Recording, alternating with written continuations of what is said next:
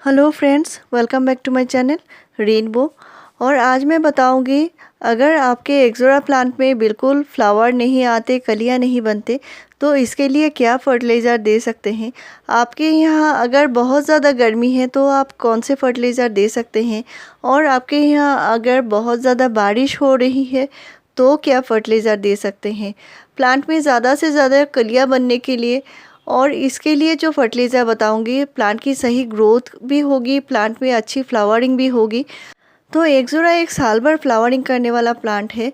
किसी किसी जगह प्लांट में विंटर में फ्लावरिंग नहीं होती, लेकिन मैंने आपसे शेयर किया है फ्रेंड्स, मेरे जो ये प्लांट है विंटर में भी अच्छे से फ्लावरिंग किया है इसने। और कभी कभी क्या होता है, थोड़ी सी फ्लावरिंग कम हो जाती है, तो इसका मतलब ये नहीं प्लांट फ्लावरिंग नहीं करता। प्लांट को पॉट में लगे हुए प्लांट होते हैं और इनको सही देखभाल की ज़रूरत भी पड़ती है। तो आप अभी देख सकते हैं प्लांट में कलियों से भरी हुई है और फ्लावरिंग हो रही है, साथ में नए ग्रोथ है। तो हमारे यहाँ कभी कभी बहुत ज़्यादा गर्मी पड़ रही है और कभी कभी बहुत ज़्यादा बारिश भी हो रही है।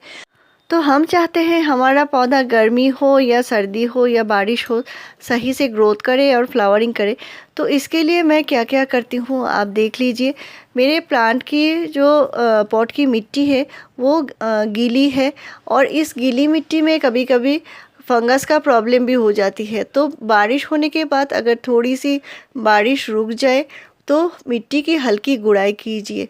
साथ में ये देख सकते हैं गोबर के जो खाद के जो टुकड़े होते हैं, मैं ये पॉट में देकर रखी हूँ, क्योंकि इसे क्या होता है, मिट्टी के नीचे नहीं दिया है, ऊपर दिया है, और इसे थोड़ी थोड़ी जो न्यूट्रिशन है पौधे को मिलती रहती है। तो ये जो प्लांट है कंटिन्यू फ्लावरिंग करने के लिए इसको न्यूट्रिशन की ज़रूरत है। और मेरे कनेर प्लांट में फिर से कलियाँ बन रहे हैं, एक बार फ्लावरिंग हो चुकी है। तो कनेर हो गया या एक्सोरा हो गया, ये सन लविंग प्लांट है। आपके एक्सोरा प्लांट में अगर फ्लावरिंग नहीं होती तो एक्सोरा प्लांट को आप फुल डे सनलाइट में रखिए, क्योंकि पूरे दिन के धूप में रखने से प्लांट में सही ग्रोथ होती है और कलियां भी बनना शुरू होते हैं। साथ में प्लांट की न्यूट्रिशन देने की बहुत ज़्यादा ज़रूरत है। आप प्लांट को कम से कम 15 डेज़ के गैप में एक बार वर्मी कंपोस्ट या काउडंग कंपोस्ट कुछ भी आप दे सकते हैं। जो कंपोस्ट होना चाहिए वो थोड़ा पुराना होना ज़रूरी है। नया कंपोस्ट देंगे तो प्लांट की पत्तियां जल सकती हैं, और काउडंग कंपोस्ट जो है वो तो कम से कम 1 साल पुराना होना चाहिए, तो ही प्लांट में देना है। तो ये जो कंपोस्ट होते हैं प्लांट को जो न्यूट्रिशन देते हैं, नाइट्रोजन खाद देते हैं ये, और नाइट्रोजन खाद से ही प्लांट सही से ग्रोथ करते हैं और फ्लावरिंग करते हैं।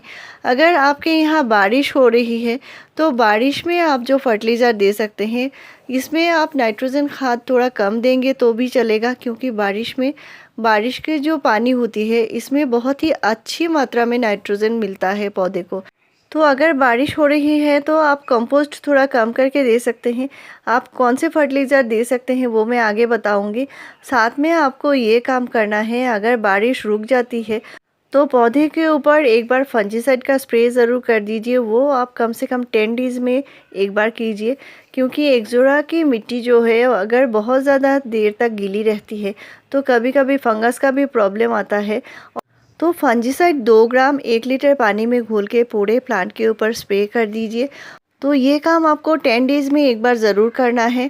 साथ में इस तरह पौधे में सही ग्रोथ होती रहे, इसके लिए आपको कंपोस्ट तो देना ही होगा। साथ में आपको देना होगा जो एप्सम सॉल्ट होता है, यानी मैग्नीशियम सल्फेट, जो पौधे की रुकी ग्रोथ होती है उससे बहुत ज़्यादा कई गुना बढ़ा देती है। इसको एप्सम सॉल्ट यानी मैग्नीशियम सल्फेट का 2 ग्राम 1 लीटर पानी में घोल के पूरे प्लांट के ऊपर स्प्रे कर दीजिए, और मिट्टी में भी दे सकते हैं।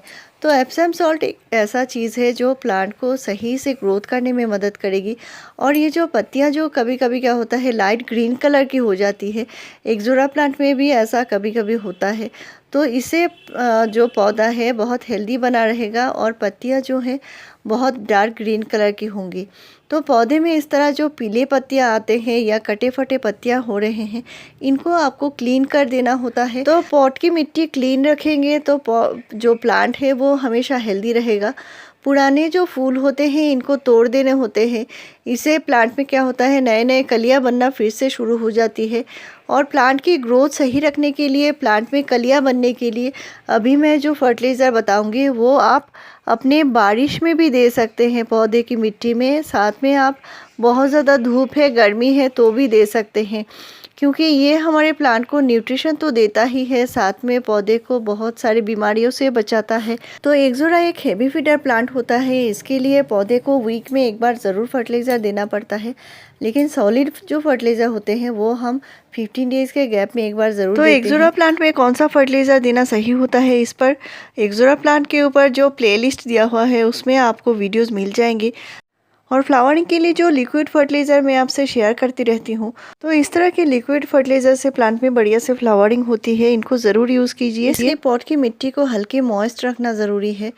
तो अभी जो फर्टिलाइज़र मैं बना रही हूँ, यहाँ पे मैंने 1 टीस्पून नीम खली लिया है, साथ में 2 टीस्पून मैंने माइक्रो न्यूट्रिएंट्स यानी सीवीड ग्रेन्यूल्स लिया है, और 2 टीस्पून मैंने जो वुड ऐश होता है यानी लकड़ी की राख लिया है, और साथ में मैंने हाफ़ टी स्पून हल्दी पाउडर लिया है। तो ये जो फर्टिलाइज़र है ये प्लांट को कीड़े मकोड़ों से बचाएगी, फंगस से बचाएगी। इसमें भरपूर मात्रा में न्यूट्रिशन होता है, पोटाशियम होता है, और पौधे में कलियां लाने में मदद करेगी। पौधे को इससे माइक्रो न्यूट्रिएंट्स मिलेगा, साथ में कैल्शियम, पोटाशियम और भी कई सारे पोषक तत्व मिलेंगे, और ये कीड़े और फंगस से भी बचा रहेगा। तो इस तरह के फर्टिलाइज़र ज़रूर दीजिए। जो मैंने बताया है ये आप अपने 2 प्लांट को एक साथ दे सकते हैं जितने फर्टिलाइज़र दिए हैं। और इनको मिट्टी के ऊपर स्प्रिंकल कर दिया है, पानी नहीं दिया है मैंने, क्योंकि पॉट में अभी भी मिट्टी में पानी है। और अभी मैं बताऊंगी जो फर्टिलाइज़र देने से प्लांट की सही ग्रोथ होती रहती है और पौधे में कलियां भी बनती है। तो इसके लिए हमारे पॉट की मिट्टी एसिडिक होना ज़रूरी है पौधे में कलियां बनने के लिए। और ये है चाय की पत्ती, जो मैं 15 डेज़ के गैप में एक बार छोटे टीस्पून से मैं दे रही हूँ। ये है चाय की पत्ती जो हम यूज़ करते हैं घर में, और इसको अच्छे से धो लिया है और सुखा लिया है। यानी चाय पत्ती को अच्छे से धोकर सुखा लेना है, और इसको आप किसी भी जार में भरकर रख सकते हैं। यहाँ पे मैं छोटे से टीस्पून से दे रही हूँ, छोटा चम्मच है ये। और इसको देने से पॉट की मिट्टी जो है एसिडिक बनी रहेगी, पौधे को सही न्यूट्रिशन मिलता रहेगा, और कितनी शाइनी और हेल्दी प्लांट है देख सकते हैं। तो मैं अभी बताने वाली हूँ, अगर आपके प्लांट में कलियां नहीं बनती, इसके लिए एक बहुत ही ज़बरदस्त फर्टिलाइज़र, और ये इसको फर्टिलाइज़र बोल सकते हैं, फंजीसाइड बोल सकते हैं।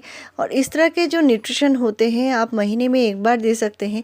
मिट्टी का पीएच बैलेंस करता है ये, और इसको आप बहुत ज़्यादा नहीं देना है। सिर्फ छोटा प्लांट है तो 50 ml दीजिए, यानी हाफ कप दे सकते हैं एक प्लांट को। तो आप अपने किसी भी प्लांट में ये दे सकते हैं फ्लावरिंग लेने के लिए। तो ये जितने सारे फर्टिलाइज़र मैंने बताए हैं, आपका प्लांट कम से कम 2 महीना पुराना होना ज़रूरी है। यानी नए नए प्लांट लाकर लगाए हैं और फ्लावरिंग के लिए आपने फर्टिलाइज़र आपको अभी नहीं देना है। कम से कम प्लांट की 2 महीने तक अच्छी ग्रोथ होनी ज़रूरी है, इसके बाद ही आप ये फर्टिलाइज़र दे सकते हैं प्लांट में फ्लावरिंग लेने के लिए। और ये क्या चीज़ है फ्रेंड्स, ये है एलम यानी फिटकिरी, जो सभी के घर में मिल जाएगी। ये ग्रोसरी शॉप में आराम से मिल जाती है, और ये एंटी फंगल भी है, एंटी बैक्टीरियल है। और इसको पानी में थोड़े से पानी लिया है मैंने, यहाँ पे हाफ कप पानी है, और इस एलम के टुकड़े को 1 मिनट के लिए डुबा कर रखना है, और इसके बाद इसको निकाल लेना है। तो इसको निकालने के बाद जो पानी बचता है इसको हम पौधे में देंगे। तो इसको देने का सावधानी भी होती है, पौधे को शाम को देना है, दोपहर के धूप में नहीं देना है। और जो 1 गिलास पानी है इसमें मैंने हाफ कप से भी कम मिलाया है इसको, और इसको पौधे में देना है। तो बहुत ज़्यादा एक साथ नहीं देंगे, छोटा प्लांट है तो कम करके दीजिए, पहली बार दे रहे हैं तो बहुत ही कम क्वांटिटी में दीजिए। तो ये सावधानी ज़रूर रखिए। मेरे चैनल में आपको ऐसे ही बढ़िया जानकारी मिलती रहेगी। Thank you.